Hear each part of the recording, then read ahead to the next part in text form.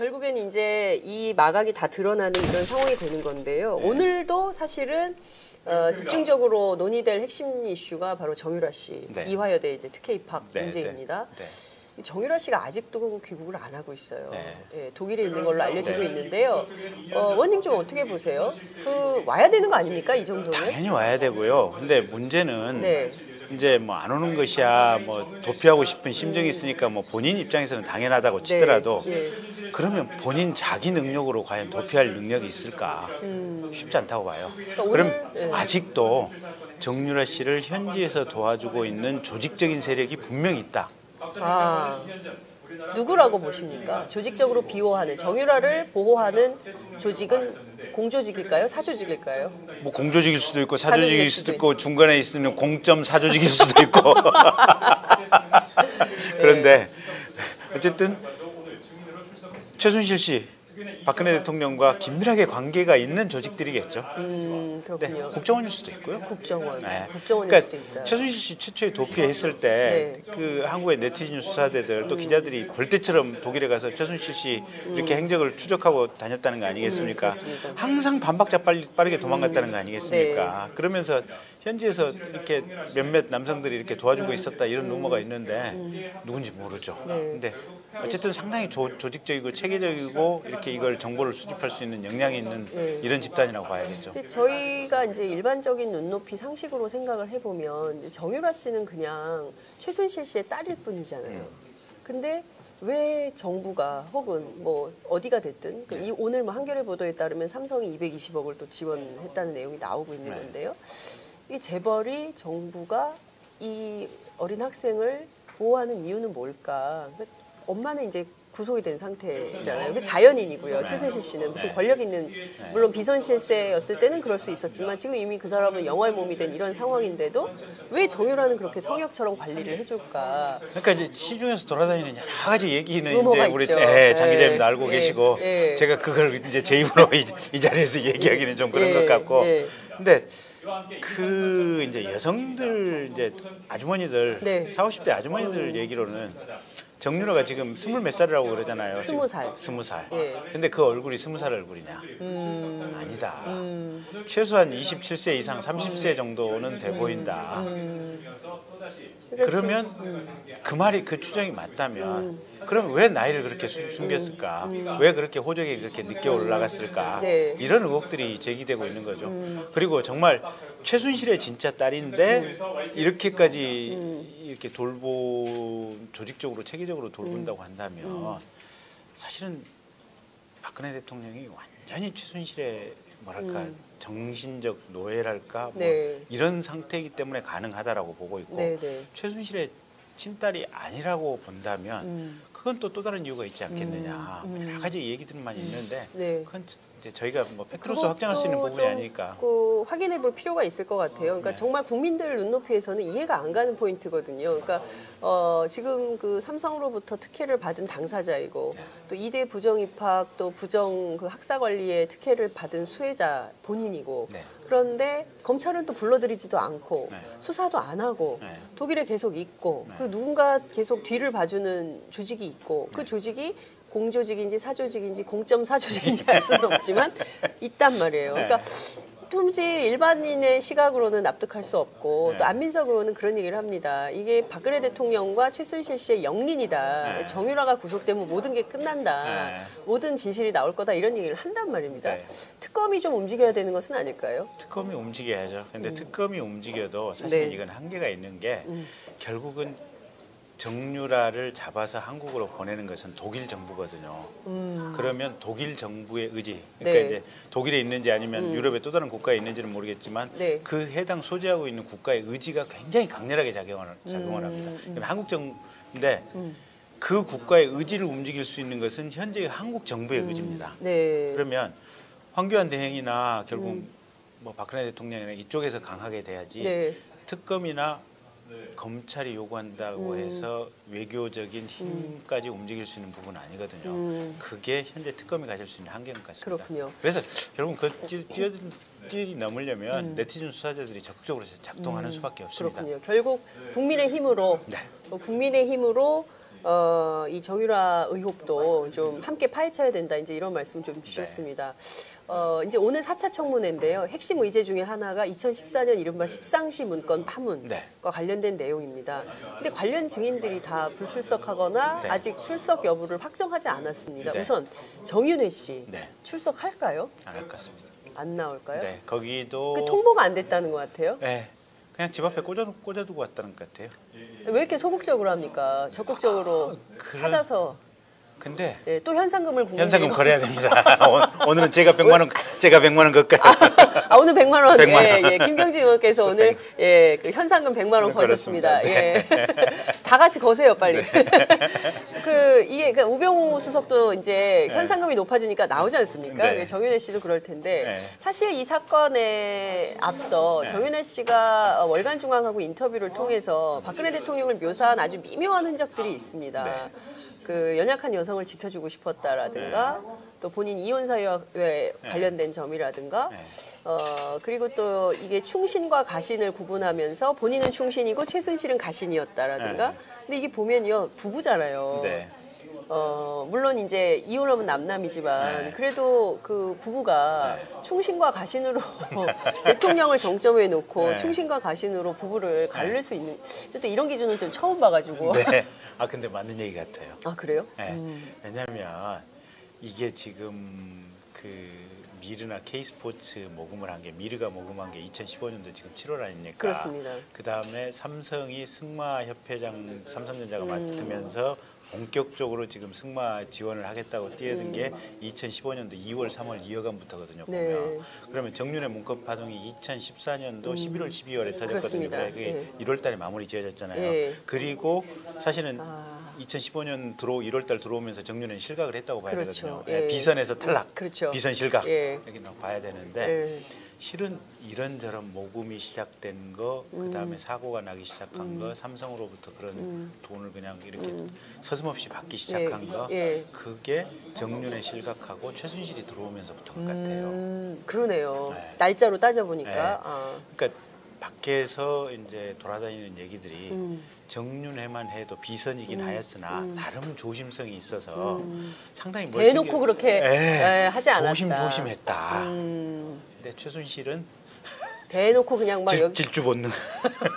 여기저기 다니면서 막 사고치고 다닌 거다. 그러니까 정윤회 씨가 그런 얘기도 해요. 내가 있었으면 이런 일 안 났다. 거기다가 연약한 여성이라고 대통령을 표현했지 않습니까? 아까 제가 얘기 드렸지 않습니까? 대통령의 신체적인 건강, 정신적으로 지배당하고 있음, 자기 독자 판단력 없음, 연약한 여성인 거예요. 그러니까 지켜주고 보호해야 될 대상. 그러니까 정확히는 주변에 있는 사람들의 얘기만 듣는 꼭두각시라는 표현을 연약한 여성이라고 표현을 한 거예요. 정윤회 입장에서는.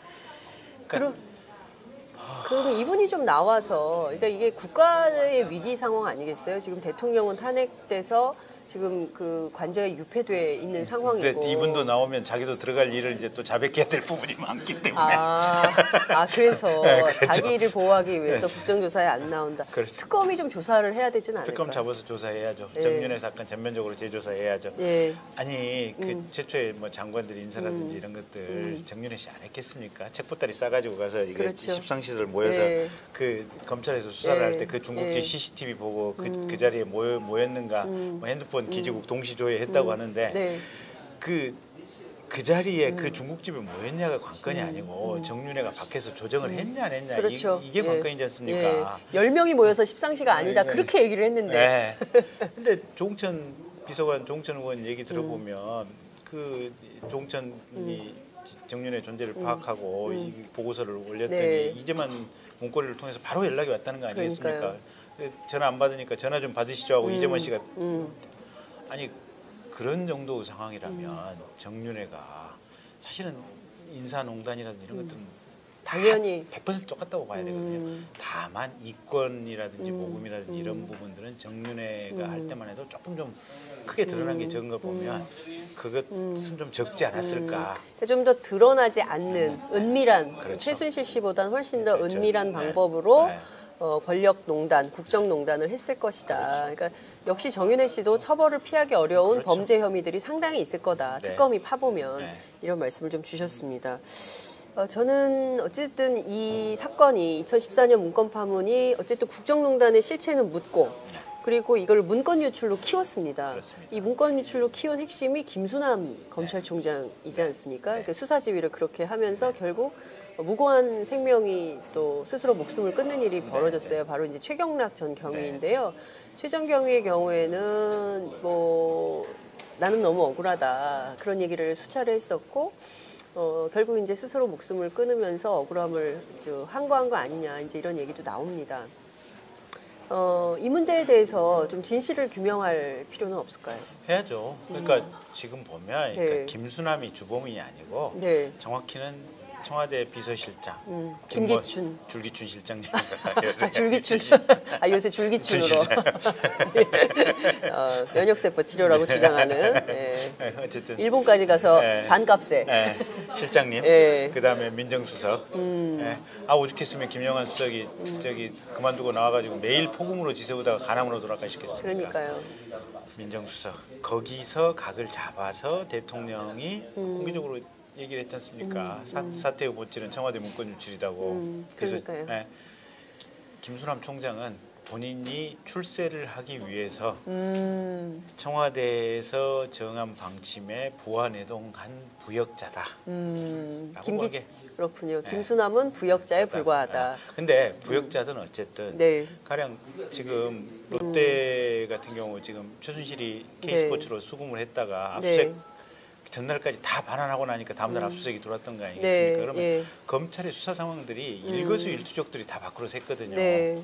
그러면 그게 김수남, 민정수석실, 비서실장, 대통령, 안정범으로 이어지는 이 범죄 단체거든요. 네. 거기서 정보가 새고 검찰의 수사 방향 이런 것들 다 정리가 됐다고 봐야 돼요. 그러니까 아까 말한 정윤회 관련된 부분들도 그런 흐름의 연장선상에 있는 거예요. 그렇군요. 그래서 사실은 검찰 내부의 부역자들에 대해서도 특검 수사를 해야 됩니다. 정윤호가 지금 20몇 살이라고 그러잖아요. 20살. 20살. 예. 근데 그 얼굴이 20살 얼굴이냐? 아니다. 최소한 27세 이상 30세 정도는 돼 보인다. 그러면 그 말이 그 추정이 맞다면 그럼 왜 나이를 그렇게 숨겼을까? 왜 그렇게 호적이 그렇게 늦게 올라갔을까? 네. 이런 의혹들이 제기되고 있는 거죠.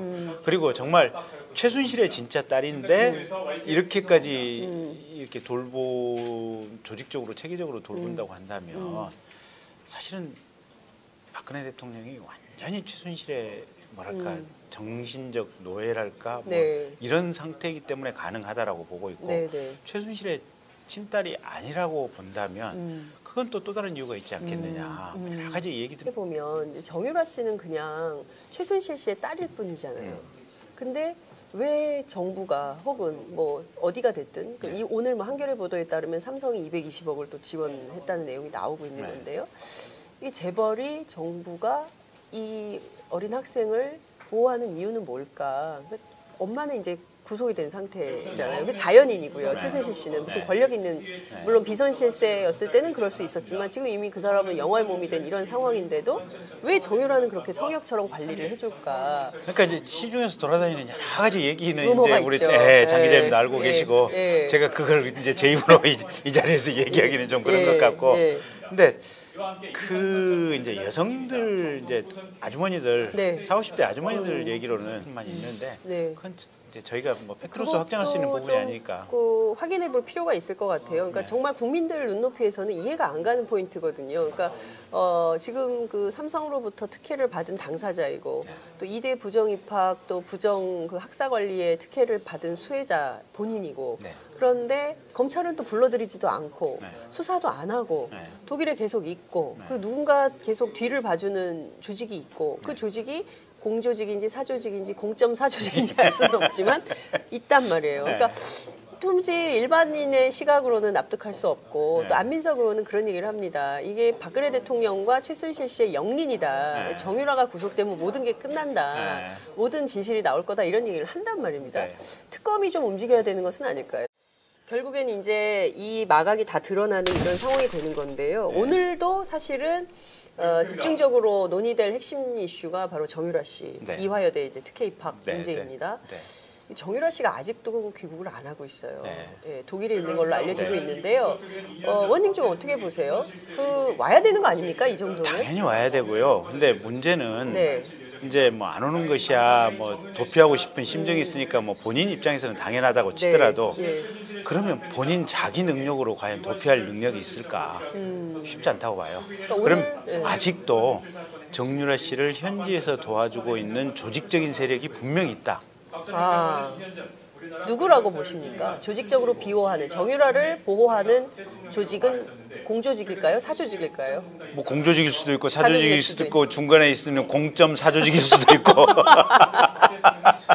그런데 어쨌든 최순실 씨, 박근혜 대통령과 긴밀하게 관계가 있는 조직들이겠죠. 네, 그렇군요. 국정원일 수도 있고요. 국정원, 네. 국정원일 그러니까 수도 있다. 최순실 씨 최초에 도피했을 때 그 한국의 네티즌 수사대들 또 기자들이 벌떼처럼 독일에 가서 최순실 씨 이렇게 행적을 추적하고 다녔다는 거 아니겠습니까? 그렇습니다. 항상 반박자 빠르게 도망갔다는 거 아니겠습니까? 그러면서 현지에서 이렇게 몇몇 남성들이 이렇게 도와주고 있었다 이런 루머가 있는데 누군지 모르죠. 근데 어쨌든 상당히 조직적이고 체계적이고 이렇게 이걸 정보를 수집할 수 있는 역량이 있는 이런 집단이라고 봐야겠죠. 근데 저희가 이제 일반적인 눈높이 상식으로 생각을